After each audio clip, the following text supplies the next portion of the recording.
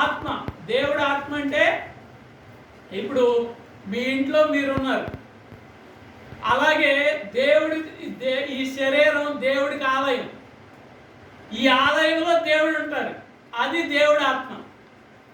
ఇప్పుడు మీ ఇంట్లో మీరుంటే మీ ఇల్లు ఎలా శుభ్రంగా ఉంటుందో అలాగా దేవుడి ఇంట్లో అంటే ఈ శరీరంలో దేవుడు ఉంటే అది శుభ్రంగా ఉంటుంది. ఇప్పుడు మనకు కావాల్సిన ఆహారం మనం తింటాం, మరి మనలో ఉన్న ఆత్మకి ఆహారం కావాలి కదా. మనలో ఉన్న ఆత్మకి ఆహారం ఏంటంటే యేసు ప్రభు శరీరం. ఈ యేసు ప్రభు శరీరం ఎప్పుడు మనం జ్ఞాపకం చేసుకుంటూ దీనిలో పాల్పొందాలి. ఇది యేసు ప్రభు శరీరం. యేసు ప్రభు నన్ను బ్రతికించడానికి యేసు ప్రభు శరీరం ఇచ్చారు కనుక దీంట్లో నేను ఎప్పుడు పాలు పొందాలని గుర్తుపెట్టుకోవాలి. తర్వాత ఆహారం, మనిషికి శరీరం కావాలి, రక్తం కూడా కావాలి.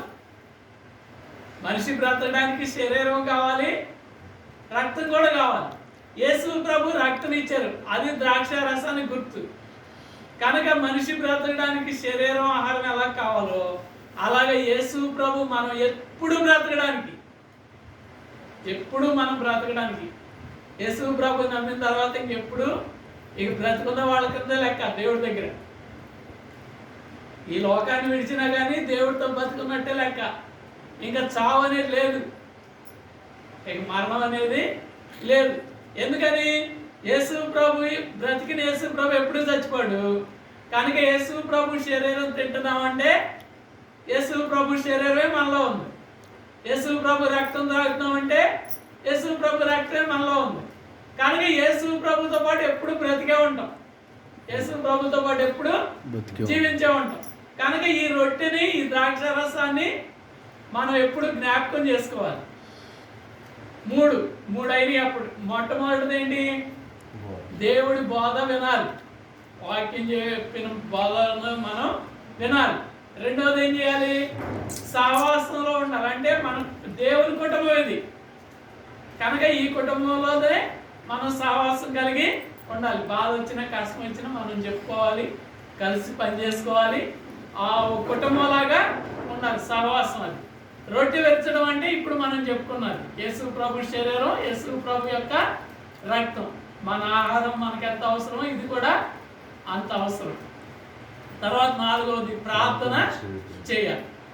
ప్రార్థన అంటే మనకి ఏదైనా అవసరం అనుకోండి దేవుడికి చెప్పుకోవడం అన్నమాట. ఇప్పుడు మీకు ఏదైనా అవసరం మీ ఇంట్లో చెప్పుకుంటారు, అంతే కదా.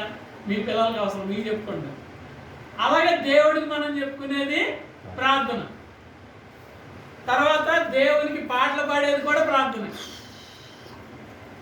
దేవుడు మనకి ఏదైనా మేలు చేస్తాడు, ప్రభువా నీకు వందనాలు ఆయన స్తోత్రాలు అని చెప్పేది కూడా ప్రార్థన.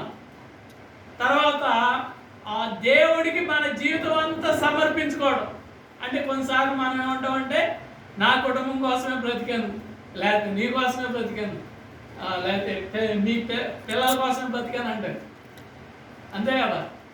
ఇప్పుడు దేవుడి కోసమే మనం బ్రతకడం అనేది అది కూడా ప్రార్థన. అంటే అంటే మనం దేవుడిని అడిగిన ప్రార్థనే. దేవుడు మనకి చేసిన మేళ కోసం, నాయన నువ్వు మాకు మేలు చేస్తావు నాయన నీకు వందనాలు అని చెప్పిన ప్రార్థనే. తర్వాత మనకి ఏదైనా అవసరాలు అయితే దేవుడిని అడిగేది ప్రార్థన అని చెప్పుకున్నాం. తర్వాత మన జీవితం దేవుడికి సమర్పించుకోవడం. అంటే దేవుడి కోసమే నేను బ్రతుకుతాను అని హృదయమంతటితో దేవుని పూజించడం, ఆరాధించడం ప్రార్థన. కనుక ప్రార్థన చేయాలి. మొట్టమొదట బోధ వినాలి, కుటుంబంలో సమాధానం కలిగి, దేవుని కుటుంబం ఇది కనుక సహవాసం కలిగి. అంటే నీతో మాట్లాడి అంటారు కొంతమంది. ఇంట్లో ఉంటాం, ఏ చిన్న గొడవలు వస్తాయి, మాట్లాడుకుంటూ ఉంటారా? అలాగే సంఘంలో కూడా అందరితో సమాధానం కలిగి సహవాసం చేయాలి. మూడవది ఈ రొట్టె, ద్రాక్ష రసం, యేసు ప్రభు శరీరం, యేసు ప్రభు రక్తం. ఇది నేను యేసు ప్రభుని జ్ఞాపకం చేసుకోవడానికి చేయాలి. నాలుగవది ప్రార్థన చేయాలి. ఇది ఎడతెక్కకుండా ఈ 4 చేయాలండి. ఎడతెగకుండా అంటే ఎప్పుడు మనం చేయాలి.